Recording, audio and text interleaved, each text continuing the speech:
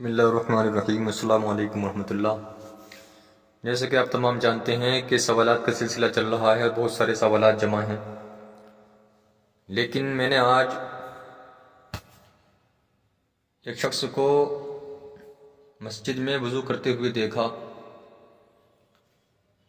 اس کے وضو کو دیکھ کر بڑی حیرت ہوئی اور بڑا افسوس ہوا، تو سوچا کہ ہو سکتا ہے کہ اس آدمی کی طرح اور بھی بہت سارے لوگ اس طرح وضو کرتے ہوں گے۔ سب تو نہیں، اللہ ماشاء اللہ کچھ لوگ تو جو بھی اس طریقے سے وضو کرتے ہوں گے، تو میں سمجھتا ہوں کہ کسی کی نماز، چاہے وہ اس وضو سے کتنی ہی نمازیں پڑھیں، تو کوئی نماز نہ ہوگی۔ وضو ایسا تھا کہ ہاتھ سے پانی لے رہا تھا، وہ چہرے پر مل رہا تھا، پھر ہاتھ میں پانی لے رہا تھا، کونیوں پر مل رہا تھا، اور پیروں پر ہلکا سا پانی لے کر پورے پیر پر مل رہا تھا۔ تو اس شخص کو دیکھ کر بڑی حیرت ہوئی اور اس کو ٹوکا بھی میں نے کہ وضو نہیں ہوا۔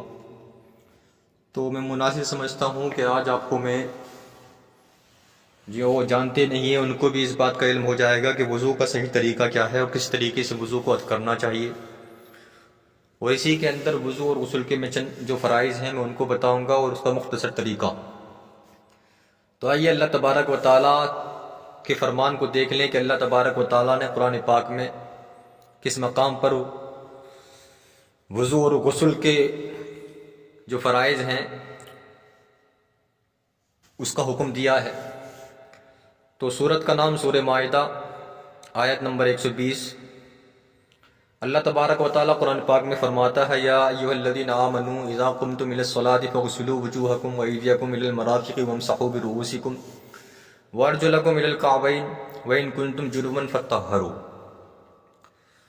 تو اللہ تبارک و تعالیٰ فرماتا ہے، ایمان والو، جب تم نماز کی طرف کھڑے ہونے لگو یا نماز کا تم ارادہ کرنے لگو، تو اپنے چہروں کو اور اپنے ہاتھ کونیوں سمیت دھو لو، اور سروں کا مسح کرو اور ٹخنوں تک پاؤں دھو لو۔ اگر تم بے غسل ہو تو خوب پاک ہو جاؤ۔ تو پورے آیت مبارکہ میں نے نہیں پڑھی ہے، جتنا مجھے ذکر کرنا ہے میں نے اتنی ہی پڑھی ہے۔ تو اس کے اندر اللہ تبارک و تعالیٰ غسل کرنے کا اور وضو کرنے کا حکم دے رہا ہے، اور وضو میں کیا دھونا ہے اس کا اللہ تبارک و تعالیٰ اس کے اندر جو ہے بتا رہا ہے۔ تو اللہ تبارک و تعالیٰ نے فرمایا، اے ایمان والو۔ تو پتہ کیا چلا کہ ایمان والوں کو حکم دیا ہے اور 4 چیزوں کا حکم دیا ہے وضو میں دھونے کا۔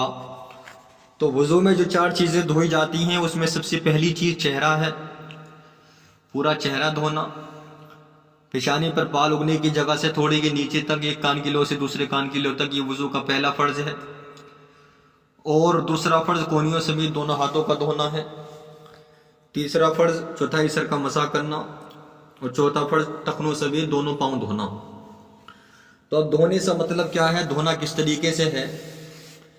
تو دھونے کا مطلب یہ ہوتا ہے کہ ہر حصے پر پانی کم سے کم 2-3 بوند کیا ہے، بہہ جائے۔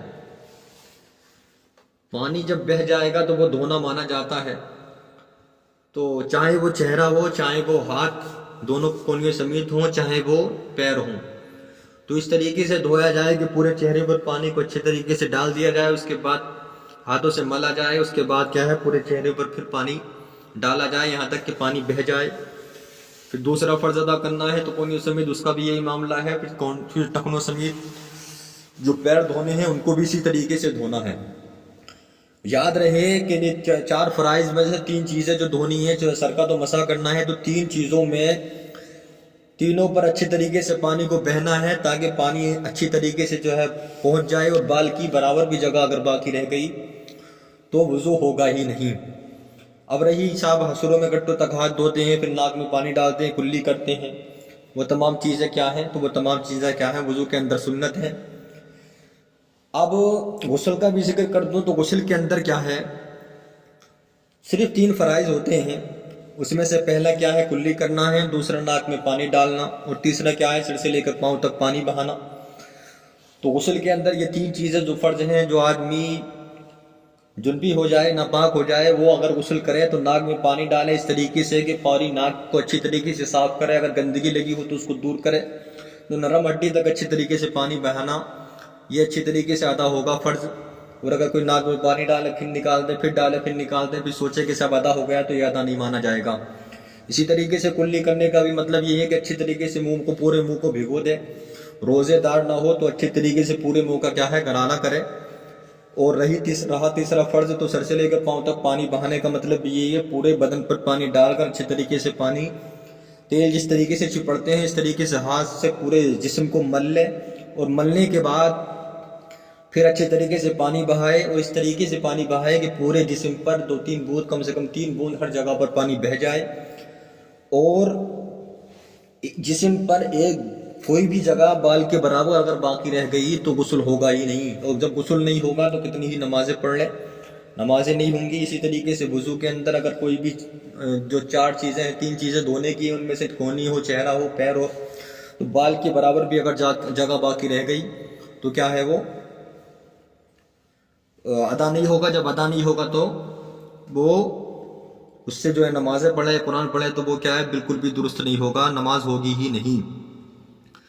اب جتنی چیزوں کا، جتنے اعضاء ہیں، جتنی چیزوں کا دھونے کا حکم دیا کہ اتنا ہی دھویا جائے، تو علماء کرام فرماتے ہیں، پیارے آقا صلی اللہ تعالی وسلم کا بھی فرمان ہے بخاری شریف کتاب الوضو کے اندر، کہ جتنا اعضائے وضو کو دھونے کا حکم دیا گیا ہے، اگر اس سے زیادہ اگر دھو لے، جیسے کونی ہے، کونی سمیت ہے تھوڑا اوپر دھو لے، ٹخنوں سمیت ہے تھوڑا اوپر دھو لے، تو پیارے آقا صلی اللہ تعالی وسلم فرماتے ہیں کہ قیامت کے دن جس نے اعضائے وضو کو جہاں تک دھویا ہوگا تو اتنے اعضاء اس کے کیا ہیں روشن ہوں گے. تو پتہ کیا چلا کہ جب وہ روشن ہوں گے تو ضائع کیا ہے، زیادہ بڑھ چڑھ کر کیا ہے تھوڑا سا اوپر تک دھونا چاہیے تاکہ اتنی اعضاء قیامت کے دن ہمارے چمکیں. کیونکہ وضو کرنے والوں کے، نمازیوں کے جو اعضاء وضو میں دھوتے ہیں وہ نور کی شکل میں چمکیں گے. اور آخری بات میں بتا دوں جس وجہ سے میں نے یہ بات آپ تک پہنچانے کی کوشش کی ہے، کیونکہ ایک ہوتا کیا ہے، سردی کا موسم ہے، 1 لوٹا پانی لیتے ہیں بہت سارے، پورا لوٹا بھرتے بھی نہیں، پھر اسی کو کم کم استعمال کرتے ہیں. اور سردی میں تو ویسے ہی لوگ چاہتے ہیں کہ ہمارا وضو کافی لمبا چل جائے. تو یہ یاد رکھیں کہ اتنا کم بھی پانی استعمال نہ کریں کہ 1 لوٹا آپ نے پانی لیا، اسی میں ہلکا ہلکا چہرہ پر پانی ڈال لیا، پھر ہلکا ہلکا دونوں ہاتھوں پر ڈال لیا، پھر تھوڑا سا بچایا، اس پہ ہلکا ہلکا جو ہے دونوں پیروں پر ڈال لیا اور سوچ لیا کہ وضو ہو گیا. تو ایسا وضو نہیں ہوتا. تو اگر 1 لوٹے سے کام نہ چلے، اور میں سمجھتا ہوں کہ چلتا ہی نہیں ہے، ہمارا تو چلتا ہی نہیں ہے، کم سے کم 1.5 یا 2 لوٹے سے پانی اچھے طرح سے جو وضو ہوتا ہے وہ کم سے کم 1.5 یا 2 لوٹوں سے ہوتا ہے. تو 1.5 لگ جائے، 2 لگ جائے، لیکن فضول خرچی نہ کی جائے. تو اچھے طریقے سے پانی کو بہایا جائے تو تبھی جا کر غسل ہوگا، تبھی جا کر وضو ہوگا. اور غسل کا بہتر طریقہ یہی ہے کہ اچھے طریقے سے کیا ہے، پہلے کیا ہے اچھے طریقے سے جیسے نماز جیسا وضو کرتے ہیں وضو کرے، وضو کرنے کے بعد غسل کو اچھی طریقے سے شروع کرے. اور اگر کوئی وضو بھی کر رہا ہو تو ان فرائض کو ادا کرنا ضروری ہے، جو دو فرض ہیں، اور تیسرا فرض وہ نہانے میں ہو جائے گا. تو یہ یاد رکھیں کہ وضو کے فرائض ہوں یا غسل کے فرائض ہوں، ان کو اچھی طریقے سے، بہت زیادہ احتیاط کے ساتھ اچھی طریقے سے ادا کرنا ہے. اور اچھی طریقے سے ادا نہ کیے تو ہماری جو نمازیں ہوں گی وہ نمازیں نہیں مانی جائیں گی، کیونکہ ہم نے اچھی طریقے سے طہارت حاصل نہ کی تھی. تو یہ جو ضروری بات تھی میں نے اب تک پہنچا دی، اور میں سمجھتا ہوں کہ یہ آپ سننے کے بعد دوسروں تک پہنچائیے، کیونکہ بہت سارے ایسے لوگ ہیں کہ اچھی طریقے سے ان چیزوں کو ادا نہیں کرتے ہیں. تو ثواب کی نیت سے دوسروں تک اس کو جو ہے شیئر کیجئے، پہنچائیے. اور ہمارے اس چینل میں خود بھی شامل نہ ہوئے ہوں تو ہو جائیے، اور دوسروں کو بھی شامل کیجئے. پھر آپ کے سوالات کا سلسلہ انشاءاللہ جاری رہے گا. السلام علیکم ورحمۃ اللہ وبرکاتہ.